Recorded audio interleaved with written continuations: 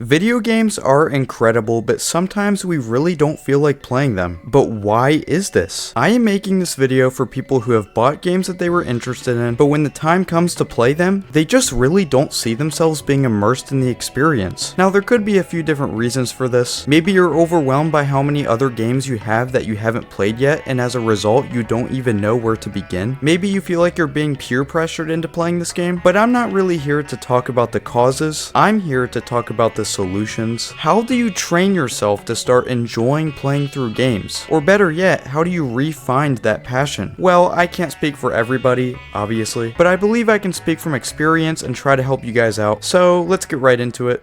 Okay, so we're going to begin with, in my opinion, the biggest reason why so many people don't enjoy finishing games anymore. The best way to regain the love for playing through games is to start with the small stuff. From my experience, you should always play through shorter games first and then move on to some of the longer stuff in your collection, and I'll explain why. So my definition of a shorter video game would be basically anything under 10 hours. But there are also great games that are under 5 hours or 3 hours. If you own games like these, you should play through those first. That way they're out of the way. And this is because shorter games tend to have better overall pacing and will have way less downtime. For example, if you own Portal and have never gotten around to finishing it, it takes around 3 hours and I think you should definitely start with it. It's an amazing game. It's entertaining the entire way and it's insanely bite-sized. Now there are types of games that I would recommend avoiding for a little bit. For example, turn-based RPGs. Listen, I'm not saying I don't like turn-based games, I actually love them. However, they tend to take a while and can feel grindy at times. There's really only a few turn-based games out there that I would say has really good pacing. So I would personally recommend playing through them later when you have more time to dedicate to them. In the meantime, focus on shorter games like puzzle games, 2D platformers, stuff like that. And if you really don't like these types of games, that's fine. But if you have a few in your collection, I would recommend getting them over with. And who knows, maybe you'll actually change your mind and like them. Another thing that's important when playing through a bunch of video games is that you need to try to play through one game at a time. Listen, if you're playing through like 5 or 6 games at once, it's going to get exhausting. It's just simply inevitable. But if you try to pick up a game, finish it in a week or so, then pick up the next game and so on and so forth, you're going to get in a good rhythm and start to enjoy the process a lot more. Now look, I personally play around 2 to 3 games at a time, but I do not recommend this. It just sort of happened when I gave up on a few games, then I started something different, and ever since I've kind of gotten tangled up with 2 or 3 games at once. I do not recommend this, but for me, it hasn't made me want to give up or anything.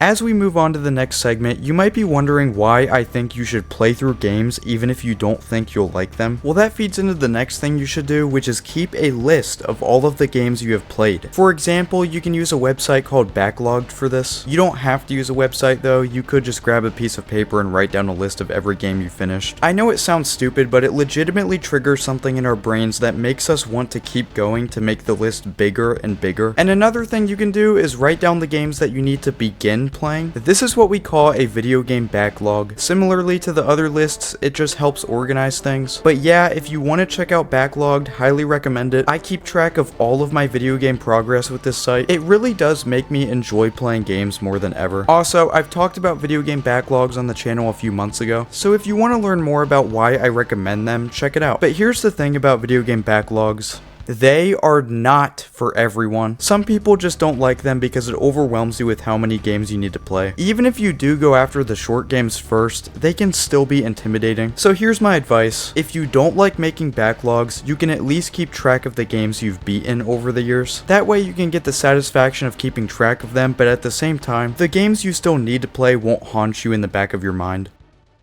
Moving on to the next segment, this is something I would also very much recommend, but not everybody will want to do that, and that's completely fine. I believe if you get stuck on a game, there's absolutely zero shame in looking up a few things. Sometimes there's just that annoying puzzle or annoying mechanic that's standing in our way of really enjoying the game. And sometimes you just don't care to waste more time figuring it out on your own. There are so many games out there that I may have never even enjoyed if I didn't power through by using internet guides, and this is especially important if you're playing through a longer or more complex game. For example, Terraria. Terraria isn't a super long game or anything, but there are thousands of weapons and items, so it's pretty much part of the experience to look up a few things, and there is no shame in that. Now, there are some gamers out there that want to play games without ever getting help from an outside source. That's very respectable, but me personally, I don't like spending 3 hours looking for one upgrade or something. So yeah, if you're playing through a game and you get to a place that discourages you, I do recommend using a walkthrough. Alright, so here's another thing I don't recommend if you want your games to not drag on or just get insanely boring over time. And that is, I do not recommend 100%ing games most of the time. Don't get it twisted, if you absolutely love a game to death, you can 100% it. I've 100%ed plenty of games in the past. However, if you're finding the optional content too boring or you're just not that worried about it to begin with, never feel pressured to complete it. I used to have really bad OCD about this, but as I played through more games, I kind of shifted the goalpost to just simply beating them. Fully completing these games can be insanely satisfying, but if you start finishing them more often, you're gonna run into some that are just way too tedious to go the extra mile. Even games that I absolutely love, like Breath of the Wild, I'll never even attempt to 100%. So yeah, generally speaking, I wouldn't recommend 100%ing video games. It's usually a waste of time, and I think you'd enjoy the pacing better if you didn't force yourself to do it. One other thing I generally avoid doing nowadays is paying full price for games. Now obviously there are games out there that I do pay full price for. For example, Nintendo games. The reason I pay full price for these games is, well, they really don't go on sale. But other than that, I avoid paying full price for video games, and here is why. So at this point in my life, I own a lot of video games, and I still have hundreds of games that I haven't gotten around to playing, meaning that if I'm ever out buying new games, it's going to be if I find them on sale and I'm getting a good deal. Otherwise, there's really not a point in adding another game to the backlog if it's full price, unless I'm already extremely interested. This is the reason I still haven't played through Astrobot. It looks amazing, but since it's a PlayStation game, I'm counting on it to go on sale soon. So yeah, to summarize, I avoid paying full price for games if I think they'll get a price drop in a few months. This is especially a good idea if you're gaming on a budget, but for me, I just don't like paying for a game and watching my copy lose its value over time. It's just wasteful if I already have other games at my disposal.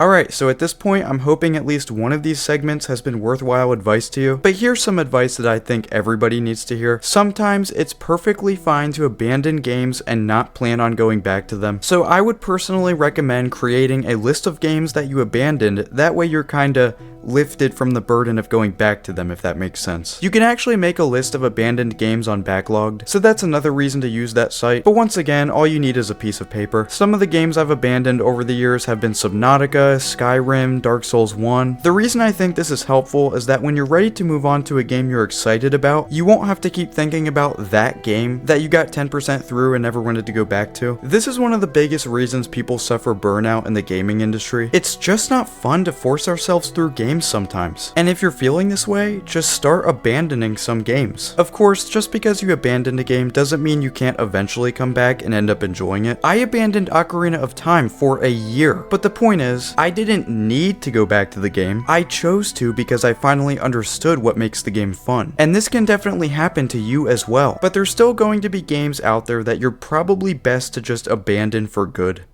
And for the last piece of advice today, I'm going to recommend you take breaks. Which I mean, yeah, that's pretty obvious. But here's what I mean by taking breaks. So if you're feeling in the mood, play through some of the games in your backlog. Then, if you get bored of that, take maybe a couple weeks and just play some fun multiplayer games with friends. These types of games are great because you can just turn your brain off and have dumb fun. I personally don't play multiplayer games that much since they end up repetitive, but they're also necessary at times because they're just comforting. Come on, we all know that feeling of being completely overwhelmed with a brand new game, being shoved into this brand new world knowing absolutely nothing about what we're supposed to do or accomplish. Sometimes single player adventure games can feel like work instead of fun. And if video games ever feel like work in a stressful sort of way, it's time to take a break from them and just play some fun party games. So that's all I have to say. In conclusion, I wanted to make this video because I know that so many people miss out on games they would love since they don't really really know how to play through games in a way they enjoy the most. And you know, the thing that makes video game backlogs so infuriating is that we can't play all these games at once. So it really is important to do it in a way that you personally find the most fulfilling, which is why I cannot guarantee my advice will help you. But if this video helped at least one person,